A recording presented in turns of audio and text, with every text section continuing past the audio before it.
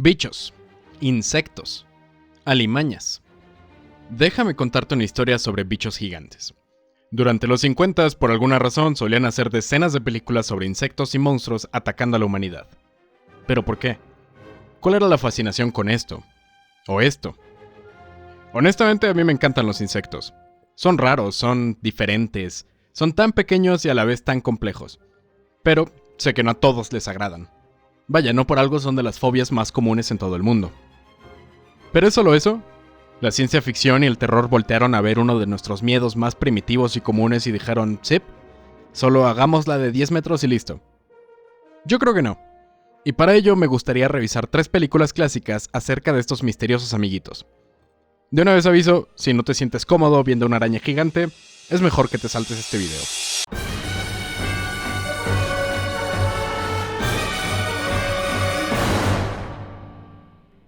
Un científico llamado Dahmer trata de desarrollar un supernutriente milagroso para poder alimentar a la siempre creciente población humana en un futuro. Obviamente todo sale muy mal.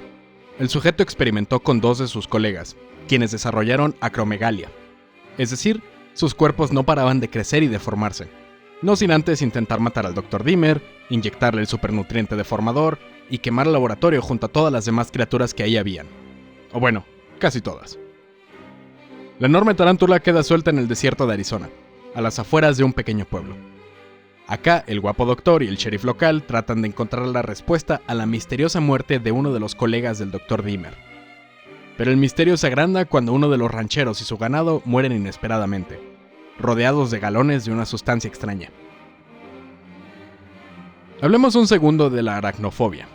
Es quizá una de las fobias más comunes que hay, y como todas es un miedo irracional a los animalitos de 8 patas. Y ojo que no es lo mismo que encontrarlas desagradables. Hay una enorme diferencia en preocuparte porque una de estas te vaya a picar mientras duermes, a sufrir taquicardia, sudor y hasta desmayos con solo la idea de imaginar que podrían estar cerca de ti. Suelen haber 2 razones por las que se desarrolla esta y, bueno, realmente cualquier otra fobia. Por una experiencia traumática en nuestra vida o por algo que se llama la teoría de la preparación. De esta última hablaremos más adelante. Por ahora, creo que puedo entender este miedo. Quiero decir, ver una criatura diferente a mí ya es razón suficiente para activar el cerebro de mono y decir, peligro. Pero vaya, cuando estas tienen colores extraños, son puntiagudas o literalmente demonios salidos del infierno. Quizá uno de los arácnidos más infames e incomprendidos es la tarántula. Miden entre 5 y 11 centímetros, pesan hasta 130 gramos y están cubiertas de pelos, lo que las vuelve mucho más extrañas que cualquier araña común. No por nada es la antagonista de esta cinta. En pocos días pasó de medir no más de 1 metro hasta el tamaño de una mansión. Y fobia o no, si ves esto por la ventana al intentar ir a dormir, cualquiera sufriría taquicardia y desmayos. Lo más interesante es que realmente acá el terror no está en el arácnido gigante, sino en su origen.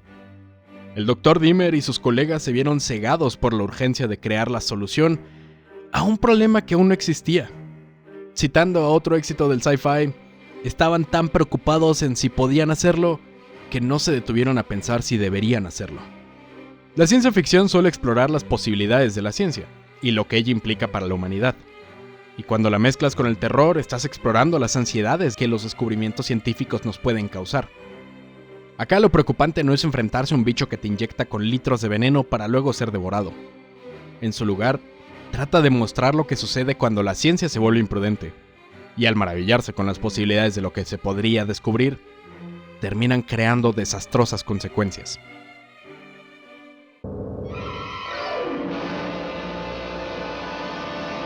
Estoy plenamente convencido que no hay insecto más interesante que las hormigas.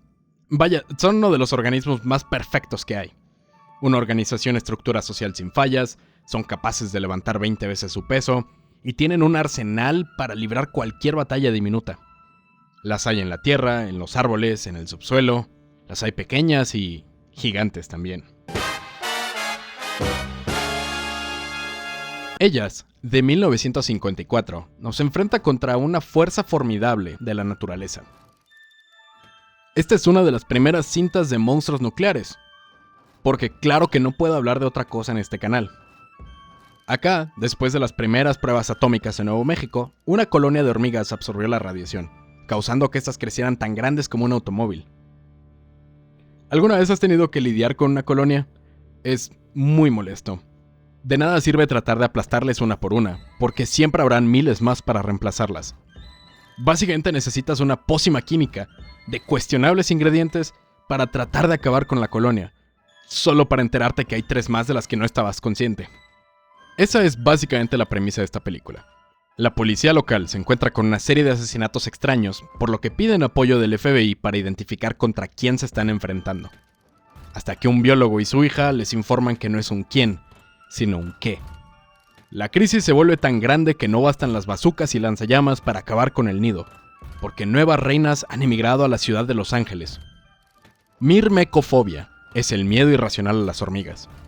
Los que la padecen, incluso, pueden sentir una ansiedad tremenda con solo ver el hormiguero.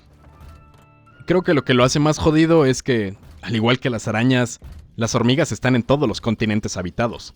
No importa si no estás cerca del campo, del bosque, de la selva, las pequeñas trabajadoras han colonizado cada uno de los rincones de este mundo.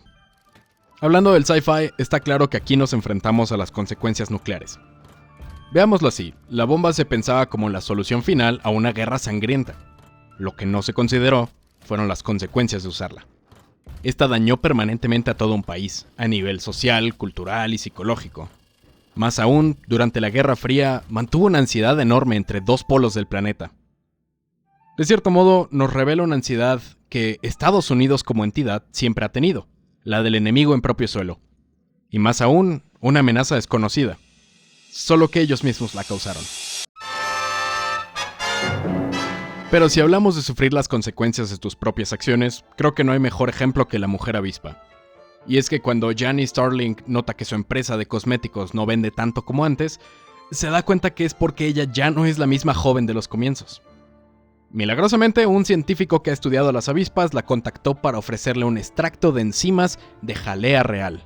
Aunque la jalea real es de las abejas, no de las avispas. Pero bueno. Estas enzimas muestran sus efectos rejuvenecedores en animales, y sin dudarlo, Janice quiere que le aplique el líquido. Sin embargo, las consecuencias de esta vanidad vendrían cuando Janice sufre transformaciones por la noche, volviéndose una especie de hombre lobo avispa. Bueno, hombre lobo, mujer avispa, mujer avispa. Volviéndose una especie de mujer avispa. Ahora, ya sé que acá el enemigo no es una avispa gigante. Para ello está Monstruo del Infierno Verde, pero sinceramente es terrible y no nos ayuda a explicar nuestro punto.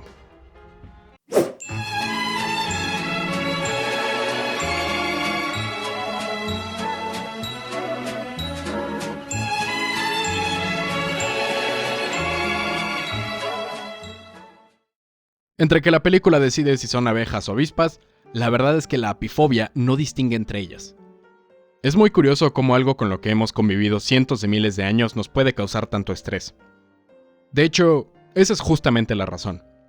¿Recuerdas que mencionamos la teoría de la preparación? Martin Seligman fue el investigador que la estableció. Según Seligman, el organismo está preparado filogenéticamente, es decir, mediante un proceso evolutivo de la especie, para asociar o aprender la relación entre determinados estímulos con facilidad. Es decir, nosotros como especie aprendemos sobre las cosas que nos hacen daño al asociarlas con el daño en sí, y eso se queda en nuestra mente. Hubo una vez un mono que fue picado por una araña. Este mono murió. Los demás monos vieron que su amigo falleció después de tocar a la cosa con 8 patas. Por ende, el resto de los monos comenzaron a tenerle miedo, aun cuando no todas las arañas sean mortales. Así sucesivamente por miles y miles de generaciones, al grado en que se quedó implantado en nuestro cerebro. A final de cuentas, estos 3 ejemplos nos han demostrado que lo desconocido es lo que nos aterra. Podrás jamás haber tenido una experiencia traumática con un insecto, y aún así no soportas verle. Los artrópodos están tan clavados en nuestra mente que era lógico que el terror y el sci-fi quieran explorar esta debilidad para infundir miedo en las audiencias. Y más aún, cuando los combinas con los terrores de los avances tecnológicos y el conocimiento. Cuando creemos ser dioses por nuestra capacidad científica, el universo siempre tendrá maneras de ponernos en nuestro lugar. En todos los ejemplos, los científicos se encuentran igual de aterrados por las consecuencias de su imprudencia como aquellos monos en la cueva. al mirar a la profundidad de la selva. Lo que me lleva a preguntarme, ¿qué pasará con estos miedos? Por ejemplo, creo que todos culturalmente estamos conscientes de lo que el átomo puede causar cuando te metes con él. Una destrucción biológica a grado molecular, la erradicación de ciudades enteras, aniquilación y muerte, en su máxima expresión. Lo mismo podríamos decir de los alimentos modificados, la exploración del océano, las medicinas, los microplásticos. Vaya, aún no hemos descubierto todo lo que el espacio esconde y aún así estamos buscando maneras de meternos con él.